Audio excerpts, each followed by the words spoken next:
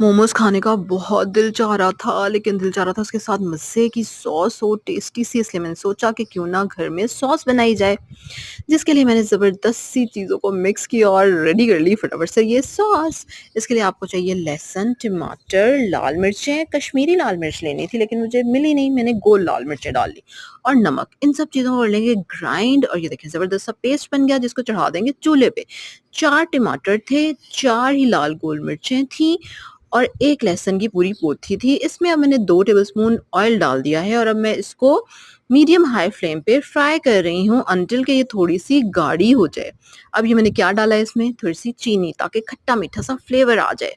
चीनी को मिक्स करने के बाद जब आप देखें कि इसका पानी काफ़ी हद तक खुश्क हो गया है तो इसमें आप डाल देंगे 1 टीस्पून विनेगर। मेरे पास विनेगर नहीं था इसलिए मैंने नहीं डाला, ऐसे भी ये बहुत मज़े की लग रही थी।